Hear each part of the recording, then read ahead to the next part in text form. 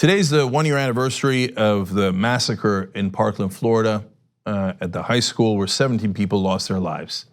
So Donald Trump put out a statement, and it is filled with emptiness. I'm gonna tell you the reality of what they've done so far. He said, the day after the tragedy in Parkland, I told the nation that school safety would be a top priority for my administration.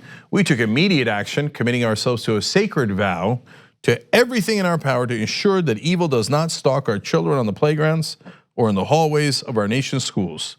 Within days, I convened a listening session at the White House. Wow, a listening session. Did he actually listen? Of course not. There are incredibly popular proposals that not only that he has not supported, but he has fought to make sure never get implemented. So far, what have they done in that year? They passed a regulation in the executive branch to ban bump stocks. Good, I'll take it. But that is a tiny, tiny part of the problem. Bump stocks were not used in Parkland, Florida. They were used in the massacre in Las Vegas, which was the biggest modern day massacre we've had in America. But the only other proposal that seems like they have pushed forward is to bring more guns into the school. They say, no, we're gonna arm the teachers and we're gonna teach them how to shoot the right students. So if they see it, because a lot of these shooters are students themselves or former students, and that was the case in Parkland as well. Now you gotta spot the right student to murder if you're the teacher in order to save the others. So the answer to nonstop massacres, all caused by guns, is more guns. Now you would say that if you're being funded by gun manufacturers, which Donald Trump of course is. The NRA gave $30 million to his campaign, $50 million to Republicans overall, and that was just in the last election cycle.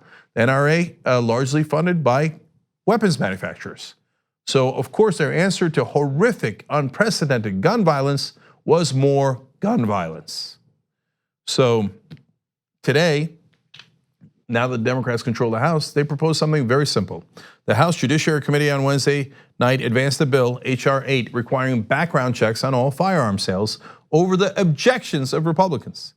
Now, why do I say simple? I mean, all they want is a background check. Who's buying the gun? It's not that hard. There's far more restrictions when you're buying a car or anything, or almost anything else. But with guns, no restrictions, because that might impede some gun sales. Because if you're a gun manufacturer, what do you care if it's a maniac who buys it? He's still buying it, you're still getting paid. In fact, when he kills people, people get scared and they buy more guns. So they don't want any background checks. How about the American people? Well, let me give you the numbers. Just after the Parkland shooting last year, public support for universal background checks soared to 97%. And we can't get it passed. The Senate will say no, they will block this legislation. The Republicans in the Senate say, I don't care that 97% of the country in a so-called democracy wants this to happen and wants to end the massacres. We are purposely not going to do anything. That is corruption defined. That is the donors controlling our government rather than the voters. Why do you think the NRA gave so much money? Because they bought the government. And of course, Donald Trump backs the Republicans in the Senate and says he would veto that kind of legislation. So they didn't do anything, and they're actively trying to stop anyone who would do something about it. Now, interesting enough, today, Donald Trump declared a national emergency, or that is the reporting out that he is going to. Is it about gun violence? No, it's about the wall. How many people have died at the border? Not even as many people as it happened in that one Parkland massacre. Nancy Pelosi brought that up today. She said, you want to talk about a national emergency? Let's talk about today, the 1-year anniversary of another manifestation of the epidemic of gun violence in America. That's a national emergency. Why don't you declare that emergency, Mr. President? I wish you would. That is an excellent point by Nancy Pelosi. Now, unfortunately though, it's not just Republicans. I want to tell you about what happened back in 2010 when the Democrats were in charge. When the Democrats last controlled the lower chamber in 2010, some liberal members requested hearings on universal background checks.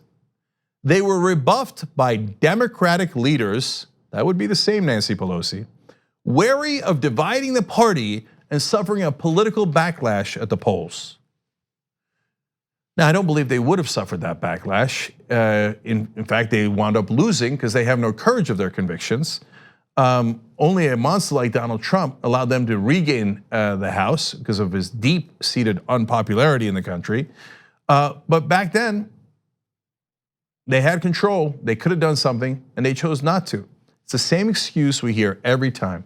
Oh, no, I don't want to get my conservative Democrats in trouble by having votes on things that have overwhelming popularity. Now, it wasn't 97% back then because Parkland brought it up to 97%. But before Parkland, you know what the number was?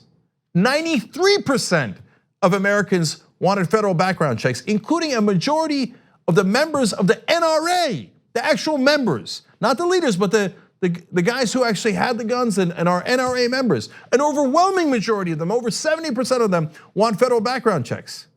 But even the Democrats, when they had charged in 2010, no. It might upset the Republicans. It might upset the NRA and they might spend money against us. Disgusting.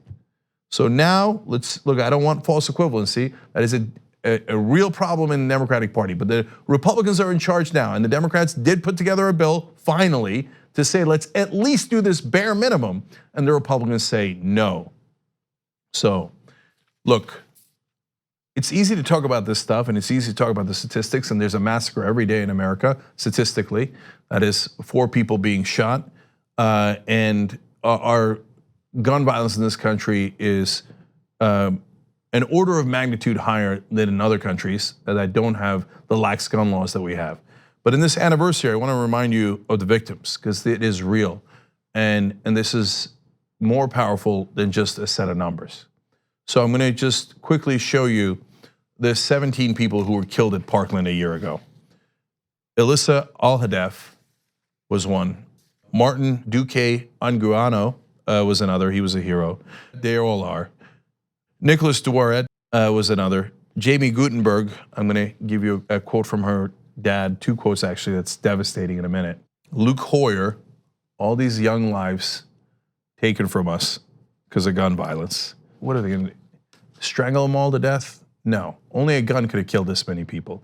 Cara Loughran, Gina Montalto, Joaquin Oliver, Elena Petty, Meadow Pollock, Helena Ramsey, Alex Schachter, Carmen Schentrup, Peter Wang, Chris Hickson, Aaron Feiss, and Scott Beigel. All passed away a year ago today because we allow almost anyone in the country to have a gun. Now let me give you the quote from Elia Eastman, who was a student who survived the massacre. She said, "I miss having orchestra with Carmen. I miss Helena helping with Spanish homework. I miss Nick talking about swimming. We miss all of you. We will continue to honor with action." They had to take action, and they did through March for Our Lives, so many other things, because the adults wouldn't. The corruption in this country is literally killing us. Now I'm going to go to Fred Gutenberg, and he's going to talk about his daughter. So he sent out a tweet with pictures of her, and he said, exactly 1 year ago, to the minute around 7 a.m., I sent 2 kids to school. Only my son Jesse came home. Jamie was murdered in school. I am forever haunted by my memory of that morning. Rushing my kids out the door rather than getting one last minute. Did I say I love you? Let me read one last tweet. He said, it was not supposed to be the last time I would see Jamie. For those who still want to deny the reality of gun violence, my daughter is Jamie Gutenberg. I will be visiting her today at the cemetery. Jamie, I love you forever and miss you every second of the day. For God's sake, let's do something about this. Young Turks.